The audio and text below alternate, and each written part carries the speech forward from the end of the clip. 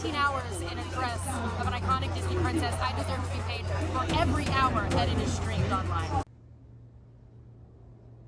Sheer fucking hubris. Hi, my name is Nigel, welcome back to my channel. And you may be wondering, why am I making a video about a topic I specifically said I am fed up about? Well, given the performance of my last video, nice. Same reason why Rachel Zegler takes the center stage again. Money.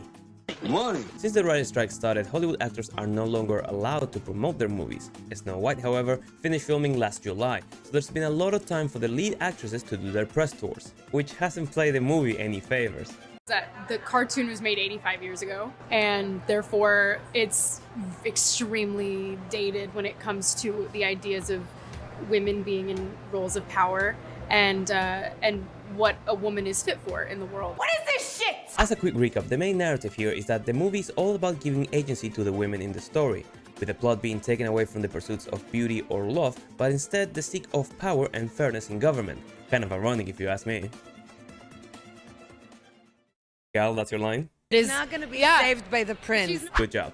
So the timeless classic that survived in the mind of everyone for its uplifting message of hope, sacrifice and bravery for almost 90 years, surviving both a world and a Cold War, has to be changed now because neither of the women in it ends up as head of state.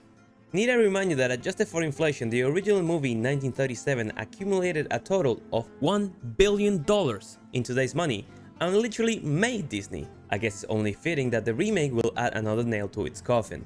A question that gets repeated a lot in the comments is why they felt the need to change the dwarven characters. Besides that tantrum that Peter Dinklage had, apparently they even scratched the name of Dopey out of the characters, because of its obvious 420 Blazed reference. So there's 7 magical creatures now, not dwarves, that's hate speech, and one of them doesn't even have a fucking name. What a joke. A short actor came into the Piers Morgan show to talk about the topic, and the conversation they had I feel summarizes all that it is modern day television.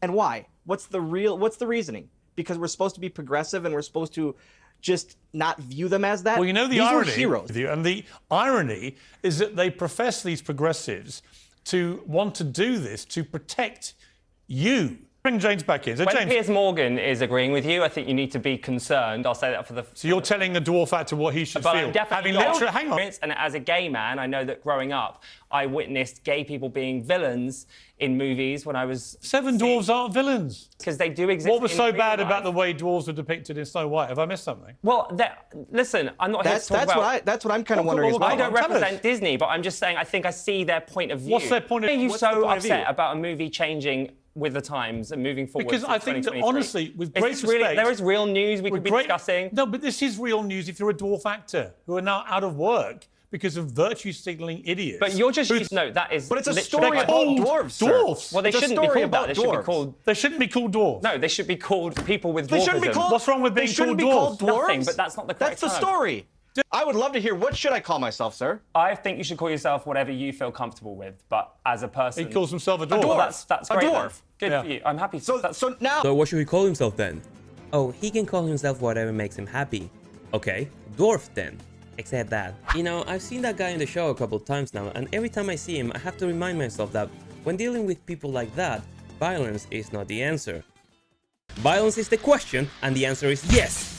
But queer lord aside, I feel like the political correctness was cranked up to 11 in this movie to the point that it made it an unrecognizable abomination with no substract or message that only aims to please the power fantasy of the people who made it. Which, in case you didn't know, the screenplay for this movie was created by none other than Greta Gerwig and Erin Cressida Wilson. And if that first name sounds familiar, it's because she's the director of the matriarchal hellscape that was Barbie, which in her defense just recently hit $1 billion in the box office, not bad, which was presented as a discussion about feminism so confusing that men around the world are finding Kent to be the best character in the movie and women are breaking up with their boyfriends based on their opinions of the film. Which fucking hell are we living in? I'm ordering my Kenough hoodie as we speak. At this point, they would have been better off making a horror adaptation based on the original Snow White by the Grimm brothers, which is a pretty fun read if you're into that stuff. Spoilers, Snow White and the prince make the evil queen dance in red hot iron shoes till she's dead. Now that sounds entertaining. And speaking of the prince, what the fuck is the purpose of having a prince in this movie? Because... Gal, that's your line. Also, the fact that she's not going to be saved by the prince. And Thank you. He does nothing. I mean, why even have a male role available? Or even better, why cast a man at all? Do like Barbie and cast a trans person to play he, him, they. I totally missed that in my review of the movie, by the way. Fuck me. I was wondering why that Barbie looked a bit sus. The only reason I can imagine the prince being there is to further emasculate the character. The tit who's gonna play him is gonna bite into the apple instead, thus allowing the rest of the plot to happen. I can write a better movie in my sleep. As a matter of fact, I wouldn't even do that. I would just remake the original and cash in the money. Some of the images of the movie were leaked, and we finally get our first look of Gal looking exactly like Maleficent for her role as the evil queen, and with her wearing that red lipstick. Do you really think I'm gonna cheer for Snow White, Disney? Are you blind? Now, like I said in my previous video, I don't think Rachel Zegler is fully responsible for this shit show. She's an up-and-coming actress who is in no position to pass on a role or a paycheck like this, and her woke overlords are feeding her these speeches that she later regurgitates in her interviews. Same with Gal. Gal, say your line. she's not going to be saved by the prince. And Thank you. But Rachel didn't exactly put people on her side with her latest statement in the SAG-AFTRA picket line. There are 18 hours in a dress of an iconic Disney princess. Is she serious?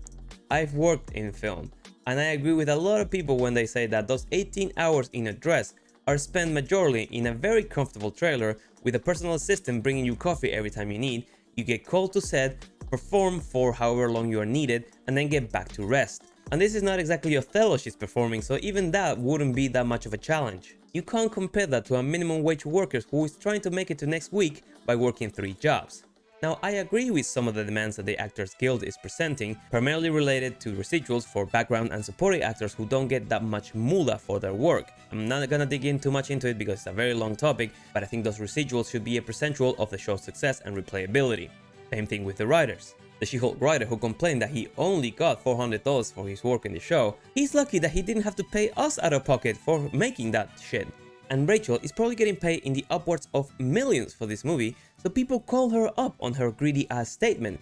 If you were spoken on behalf of her fellow actors who don't make that much, or the camera crew, ADs, grips, all the people who work in the background and earn normal wages and help bring these films to fruition, she would have gotten a lot more people on her side, because she doesn't need to be there, she's well set up. But because she said that, it makes everyone believe that she's there only for selfish reasons and not for the betterment of the industry.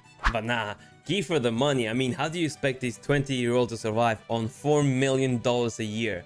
The lion, the witch, and the audacity of this bitch. But if you watched this far into the video, leave us a like. Let me know in the comments down below which is your favorite underrated Disney movie. Treasure Planet. And as always, I've been Nacho. Hope you enjoyed the video. I'll see you in the next one. Take care.